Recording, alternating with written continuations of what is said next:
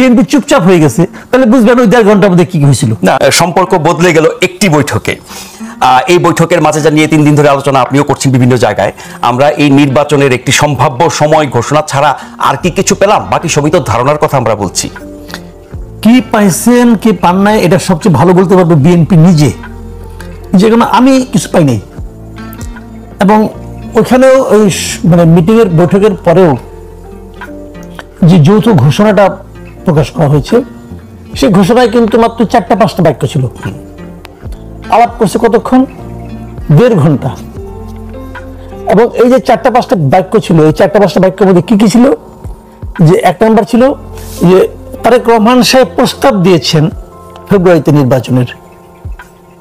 প্রস্তাবটা কিন্তু তারেক রহমান সাহেব দিয়েছেন বলে ঘোষণাপত্রে উল্লেখ করা হয়েছে।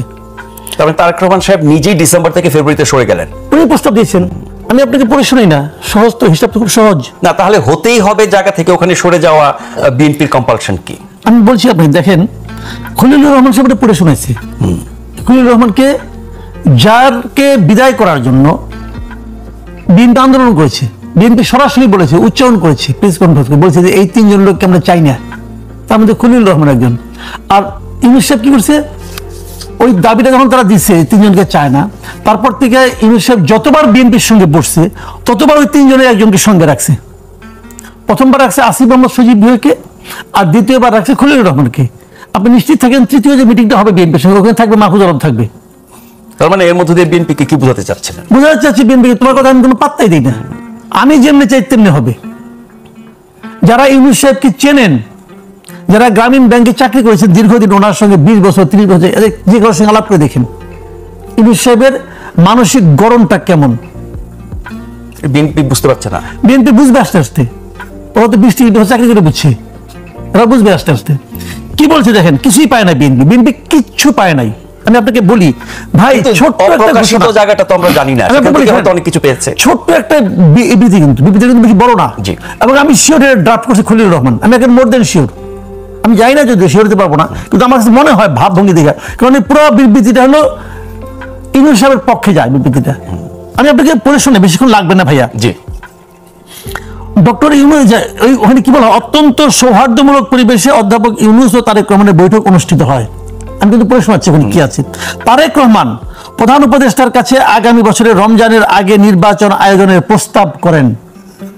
যারা এখানে ডিসেম্বরের মধ্যে নির্বাচনের জন্য আন্দোলন করছিলেন, যে বিএনপি, তাদের শীর্ষ নেতা নিজে থেকে প্রস্তাব করেছেন। এটা কি উনি আইসি প্রস্তাব করেছেন? করেন না, কিন্তু কিছু আলোচনা কিন্তু হয়েছে, আরো হয়তো বার্গেনিংও হয়েছে, কিন্তু ওটা কিন্তু ঘোষণায় নাই।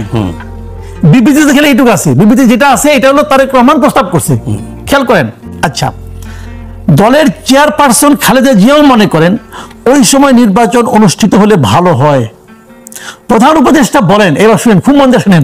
প্রধান উপদেষ্টা বলেন তিনি আগামী বছরের এপ্রিলের প্রথমার্ধের মধ্যে নির্বাচন অনুষ্ঠানের ঘোষণা দিয়েছেন। উনি ঘোষণা দিয়েছেন, এটা নতুন কে বলা দরকার কি? আগেরটা কই বিএনপিতে বলা নাই যে বিএনপি যে ডিসেম্বরে নির্বাচন চায়, ওটা তো লেখা নাই এখানে। প্রধান উপদেষ্টা লেখা হয়েছে, উনি বলেছেন এটা। তারপরে কি বলছেন? সব প্রস্তুতি সম্পন্ন করা গেলে, মাথায় রেখেন এই শব্দটুকু, সব প্রস্তুতি সম্পন্ন করা গেলে 2026 সালে রমজান শুরু হওয়ার আগের সপ্তাহেও নির্বাচন আয়োজন করা যেতে পারে।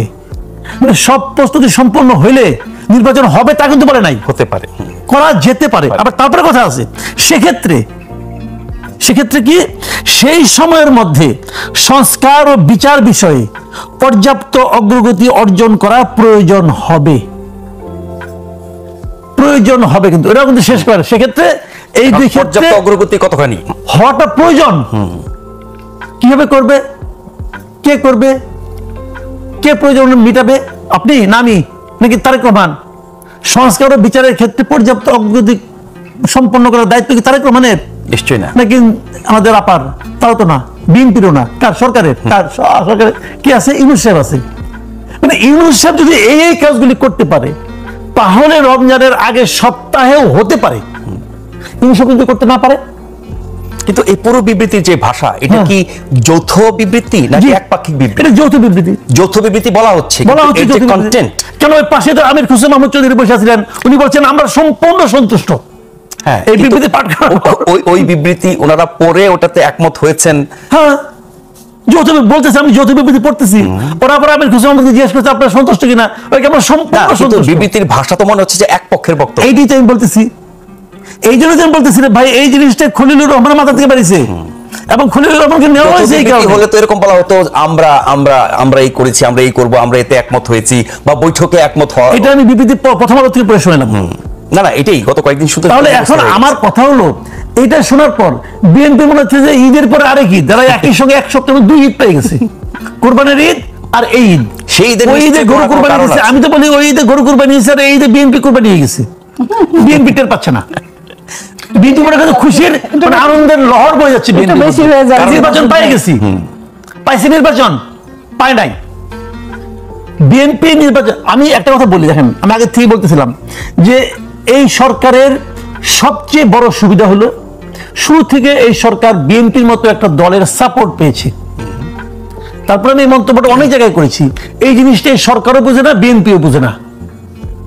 অর্থটা কি?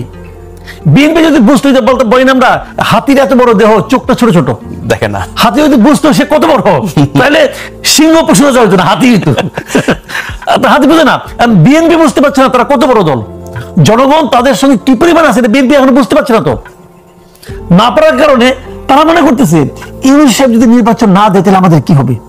তাও তো ইউনূস সাহেব ফেব্রুয়ারিতে রাজি হয়েছে, আনন্দের সীমা নাই, রাজি হয়েছে।